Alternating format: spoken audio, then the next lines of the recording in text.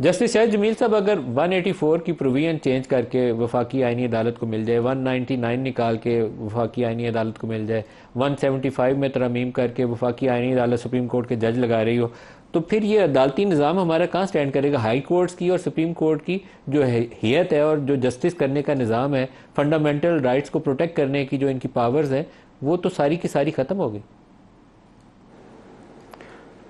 मैं तो ये कहूँगा जी कि जो ये करने जा रहे हैं, आप उसको ज़ीरो कर देंगे पूरी कॉन्स्टिट्यूशनल जुडिशल हिस्ट्री को। आप एक ऐसी अदालत को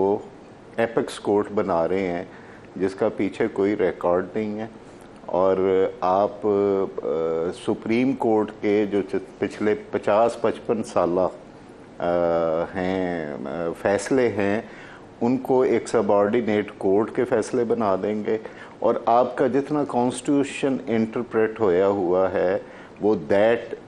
would be of a subordinate court, और उसको एक छोटा बेंच भी बैठ के आईनी अदालत का उसको ख़त्म कर सकता है या नहीं मान सकता है। और अगर तो ये जो इनका एक्सक्यूज़ है कि जी फैसले नहीं होते हैं और जो कॉन्स्टिट्यूशनल इंटरप्रिटेशन के केसेस हैं वो ज़्यादा टाइम ले जाते हैं, तो उसका बड़ा सिंपल हल था। ऑलरेडी आपने, मैं तो वैसे ज़ाती तौर पे प्रैक्टिस एंड प्रोसीजर एक्ट की कॉम्पिटेंस के भी ख़िलाफ़ हूँ, और मैंने ये बात सुप्रीम कोर्ट में अपने दोस्तों से कही भी थी कि ये ना कीजिएगा, लेकिन उन्होंने कर दी। तो आप उसी प्रैक्टिस एंड प्रोसीजर से एक कॉन्स्टिट्यूशनल बेंच तश्कील दे सकते हैं कि पहले 5 या 7 जज जो हैं सिर्फ वो काम करेंगे, और आप जजों की अगर तादाद बढ़ा रहे हैं तो एपलेट वर्क वो लोग कर लेंगे। तो उसको इसी का अदालत में रहते हुए भी देखा जा सकता था। लेकिन मेरा ख्याल है कि पहले भी मैंने बात नीयत की, अभी भी बात नीयत की है कि अब इन सारी सिचुएशन को डाइल्यूट करने के लिए ये जिसने भी ये डिवाइस किया है, उसने, मेरा ख्याल है कि जो भी पावर सेंटर है उसको मिसगाइड किया है। और कामरान मुर्तज़ा साहब भी उसी लीगल फ्रेटर्निटी से हैं जिससे मैं हूँ।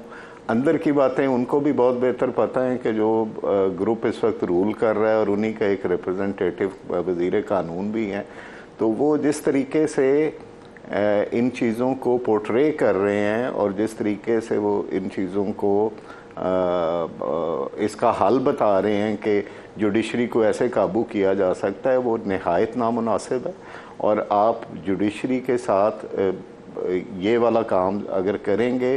तो आप बिल्कुल, आप समझें कि इस मुल्क में रूल ऑफ लॉ पहले ही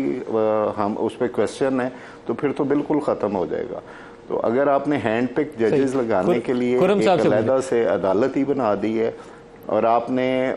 जो प्रोसेस है जजेस की सिलेक्शन का, उसकी रेशो जो है, जो ड्राफ्ट मैंने पढ़ा है उसमें 9 जो हैं वो होंगे